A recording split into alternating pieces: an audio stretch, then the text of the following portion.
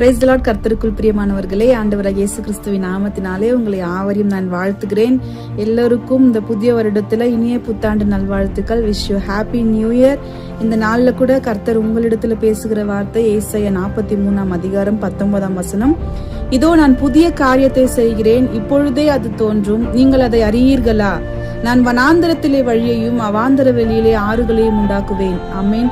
இந்த வார்த்தை கேட்டுக்கொண்டிருக்கிற தேவ ஜனமே, நம்மளுக்கு போன வருடம் எப்படியெல்லாம் போச்சு அப்படின்றத நம்ம ஒரு நிமிஷம் நினைச்சு பார்த்தோம் என்று சொன்னால் அதை தாங்க முடியாது. ஒரு சில பேருக்கு அநேக அவமானம் ஆயிருக்கும், அநேக வலிகள் ஏற்பட்டிருக்கும், உடல் ரீதியான பலவீனங்கள் அநேக நடந்திருக்கும்.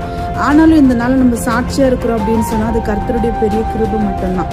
இந்த வருஷத்துல இந்த முதலாவது நாள்ல நம்ம என்ன தீர்மானம் எடுக்க போறோம், நம்ம எப்படி இந்த வருடத்தை கடக்க போறோம், எல்லாருக்குமே நிச்சயமா இந்த வருடத்துல கர்த்தர் ஒவ்வொருத்தருக்கு ஒவ்வொரு வாக்குத்தத்தத்தின் மூலியமா உங்களோட கூட பேசிப்பாரு.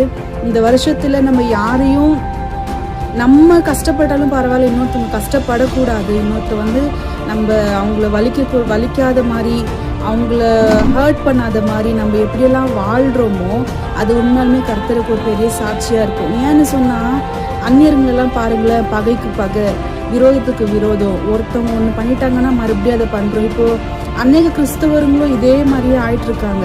எப்படியாவது ஒன்று அது பண்ணணும், இது பண்ணணும், நீ அனுபவிக்கிறத நான் பார்க்கணும், நீ கஷ்டப்படுறத நான் பார்க்கணும், நீ வீதியில் வர்றதை நான் பார்க்கணும், இப்படியெல்லாம் என்ன பண்ணுறாங்கன்னா சாபம் விட ஆரம்பிச்சிட்டாங்க.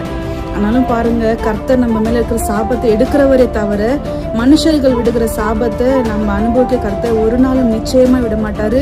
இந்த வருஷத்துல கர்த்தர் உங்களுக்கு புதிய காரியங்களை எல்லா விதத்திலும் புதிய காரியங்களை செய்வார். அது உங்களுக்கு அந்த நேரத்திலே அது உங்களுக்கு தோன்றும்.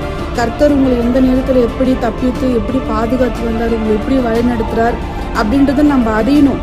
ஏதோ போகலாம், கடமைக்கு வரலாம் அப்படின்ற நம்ம யோசனை இல்லாத வருடங்கள் கடந்து போய்கொண்டே இருக்கிறது தவிர நமக்குள்ள எந்த ஒரு மாற்றமும் இல்லை.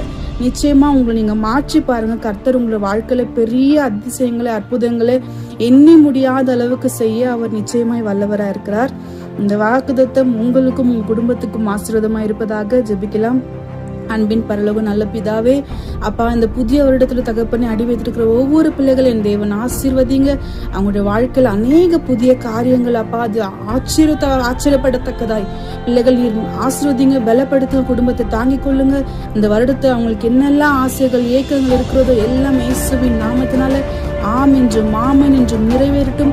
எல்லா பிள்ளைகளையும் ஆசீர்வதிக்கிறேன், நீங்க ஆசீர்வதிங்க, பலப்படுத்துங்க, பாதுகாத்துக் கொள்ளுங்க. இயேசுவின் நாமத்தினால் ஜெபிக்கிறேன் பிதாவே, ஆமென். இந்த வார்த்தை உங்களுக்கு ஆசீர்வாதமா இருக்கட்டும். நீங்க ஏதாவது ப்ரேயர் ரிக்வெஸ்ட் இருக்குன்னு சொன்னா கமெண்ட் பண்ணுங்க, சப்ஸ்கிரைப் பண்ணுங்க, ஷேர் பண்ணுங்க.